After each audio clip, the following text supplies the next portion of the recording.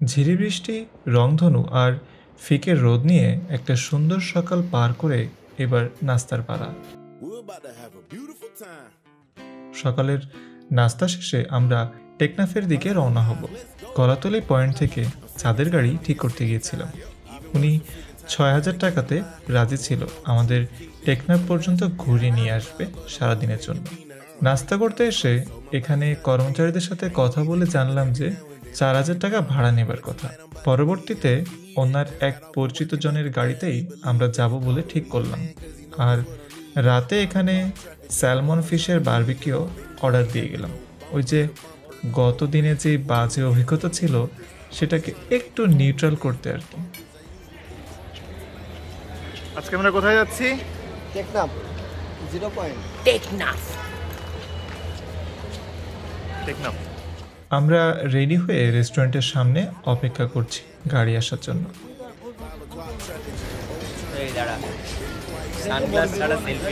কিছুক্ষণ পর গাড়িও চলে এলো। ওনার সাথে কোথায় কোথায় যাব, কতক্ষণ থাকবো, বিষয়গুলো আগে থেকেই আলোচনা করে নেওয়া হলো। এই গাইস, আমরা কই যাচ্ছি? টেকনাফ। আমরা কই যাচ্ছি?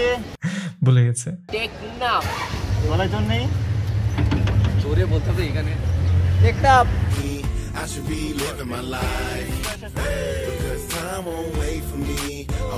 কক্সবাজার থেকে টেকনাফের দূরত্ব মোটামুটি ৭৯ কিলোমিটার। উনি আমাদেরকে শামলাপুর অবধি নিয়ে যাবেন, যেটা টেকনাফের শুরুর পয়েন্ট, এবং ওখান থেকে ব্যাক আসবো। দূরত্ব হিসেবে যেটা ৪৬ কিলোমিটার। ওই সময়ে স্থানীয় নিরাপত্তার স্বার্থে উনি টেকনাফ যেতে রাজি হয়নি। হয়তো এজন্যই যে চাঁদের গাড়ি ৬,০০০ টাকা চেয়েছিল সে টেকনাফ অবধি যেতে রাজি ছিল। আমরা শামলাপুর গিয়ে ওনার সাথে আবারও কথা বলেছিলাম যে টেকনাফ অবধি যাওয়া যায় কিনা, আমরা প্রয়োজনে ভাড়া একটু বেশি দিব, কিন্তু উনি রাজি হয়নি। আপনারা যখনই চাঁদের গাড়ি কিংবা সিএনজি ঠিক করবেন অবশ্যই ভালোভাবে আগে থেকেই কথা বলে ঠিক করে নেবেন সব কিছু। যাবার পথে আমাদের প্রথম স্টপেজ হচ্ছে হিমছড়ি। এক পাশে সমুদ্র আর অন্য পাশে পাহাড়।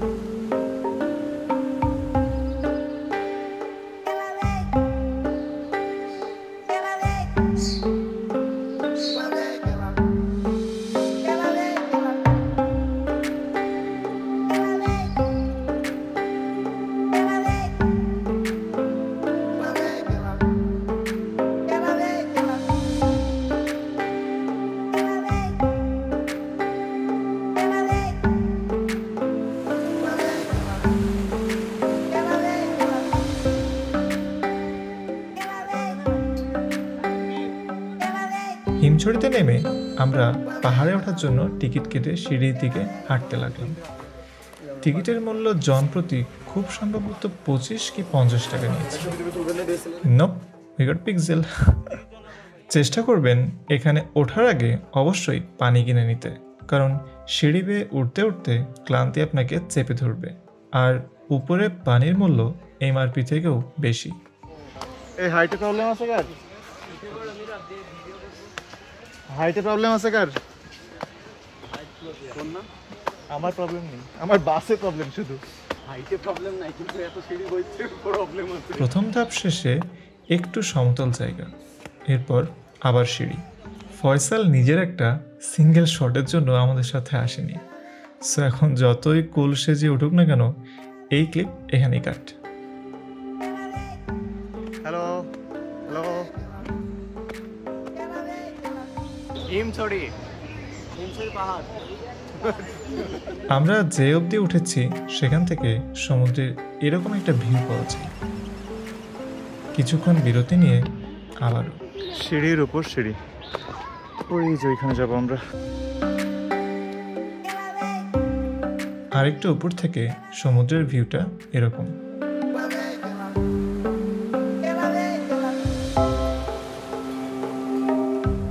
ওই দিন ওইখানে ডাব ছিল ১৫০ টাকা পার পিস। এটা হচ্ছে শেষ সিঁড়ি, ছিল ৪টা সিঁড়ির মধ্যে। আমরা এখন মোটামুটি পাহাড়ের যে একদম উঁচু জায়গাটা আছে সেখানে আছি। আই থিঙ্ক এখান থেকে সমুদ্রের ভিউটা একদম ক্লিয়ার থাকবে। অবশেষে সকল সিঁড়ি পার করে আমরা এখন হিমছড়ি পাহাড়ের চূড়ায়। এখান থেকে ভিউটা এইরকম।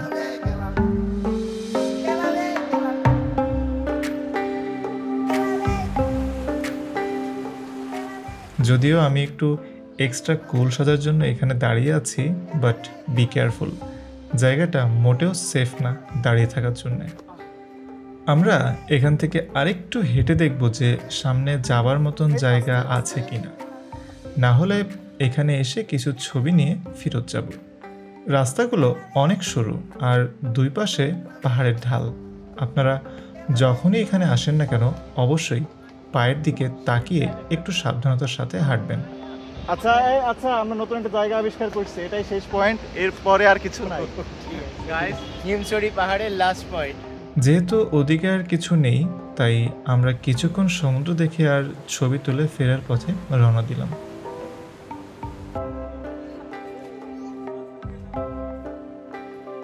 নামতে গিয়ে সিঁড়ির ধারিতে যে স্টিলের এই যে এটা আছে, সেটাতে আমার একটু হাত কেটে যায়।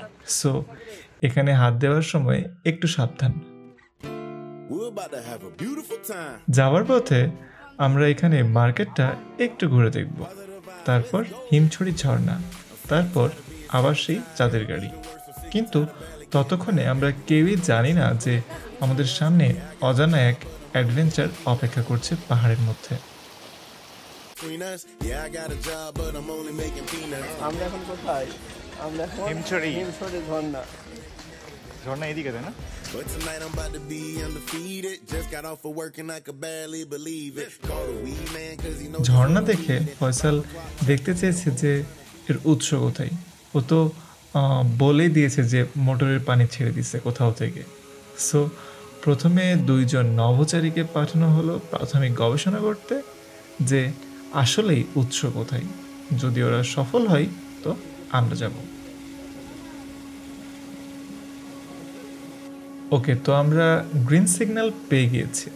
সো এবার যাওয়ার পালা। দাঁড়াও ভাই ভাই, পরে করো। পানি স্রোতের কারণে এই জায়গাটুকু অনেক পিছলা। আর কি বলতে হবে সাবধান হবার কথা? ওদিকে স্রোতের কারণে আপনাকে এই দিক দিয়ে শুরু করে পাশের দেয়াল অথবা গাছ ধরে আস্তে আস্তে এগিয়ে যেতে হবে।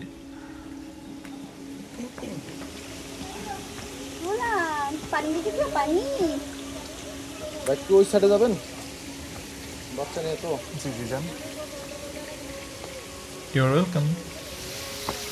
একটু রিস্কি, সেইগুলো খুব পিচ্ছিল, ছোট্ট একটু জায়গা আছে হাঁটার মতন, বাট একটু সাবধানতা অবলম্বন করলে আসা যাবে। এই তো। উফ, প্রথম ধাপ শেষ। একটু আগে যে ঝর্ণাটা দেখতেছিলাম ওটার হচ্ছে এদিক দিয়ে পানি যাচ্ছে, আর এটার পানির উৎস হচ্ছে এই দিকে। তো জানি না এদিকে কত দূর যাওয়া যাবে, তো একটু গিয়ে দেখি আমরা। ওকে, জুতো। ওয়াও, পানি অনেক ঠান্ডা।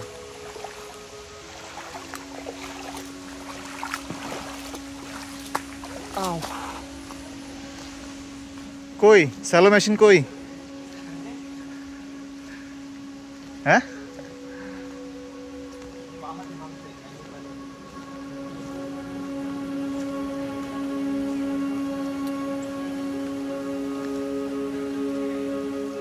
এই মেনু।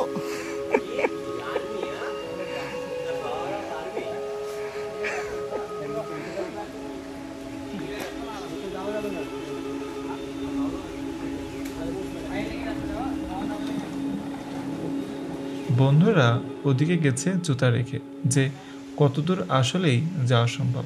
সো ওরা ফিরে আসা অব্দি আমি এখানে জুতা পাহারা দেব।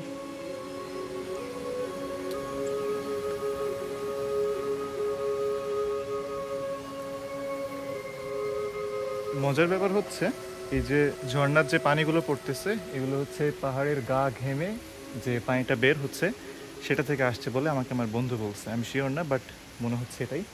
তো একটু অবাক লাগে যে ওইখানে পানি এত স্রোত, বাট এখানে এত এই টিপ টিপ পানি দিয়ে এত স্রোত কীভাবে সম্ভব। আমি পাহাড়ে কখনো যাইনি, দেখিনি, হাতও দেইনি, ছুঁয়েও দেখিনি, তো একটু হাত দিয়ে দেখি যে কেমন লাগে। This is the first time. একটু অন্যরকম অনুভূতি, পাথর, একটু পাথর পাথর ফিল পাচ্ছি। হ্যাঁ, পাথরই, একটু হাত দিয়ে বেশি ঘষলে বোঝা যাচ্ছে। ওকে, তো এই হচ্ছে পাহাড়। ওকে, পাহাড় এভাবে ছুঁয়ে দেখার অভিজ্ঞতাটা আমার জন্য নতুন ছিল, একদমই মন্দ লাগেনি। সৃষ্টিকর্তার সৃষ্টি যতই দেখছি ততই প্রশ্ন মনে দাগ দিয়ে যাচ্ছে, কিভাবে কিভাবে এত সুন্দর সব কিছু।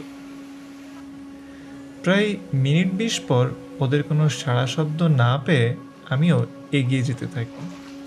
এখানে মোবাইলে কোনো নেটওয়ার্ক আপনি পাবেন না।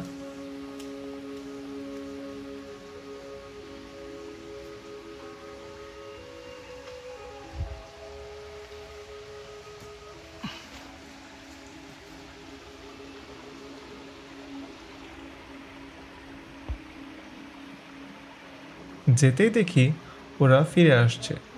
বুঝলাম যে অ্যাডভেঞ্চার ওরা একাই করে আসছে, সো ওদেরকে আমার সাথে আবার যাওয়া লাগবে। ওকে, আমিও চলে আসছি। এখন আমি যাবো ওর মধ্যে। ভিতরটা যেমন সুন্দর, পানি তেমন ঠান্ডা, খাটো প্যান্ট হয়ে যাবে। ঠিক তেমনই exciting.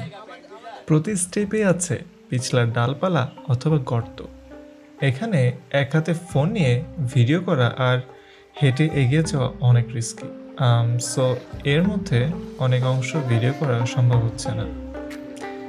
Missing an action camera. This is the moment. তুমি নিজেকে নিয়ে ভাববা না, অডিয়েন্সকে নিয়ে ভাববা।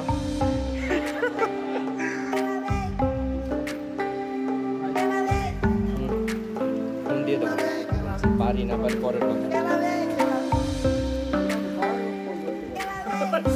সরি। জীবনের চাইতে ফোনের দাম বেশি এখন।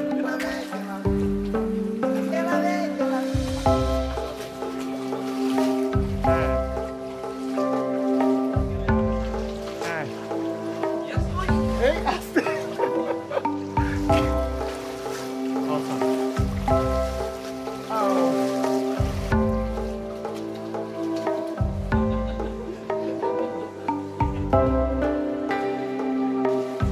সেই জায়গা।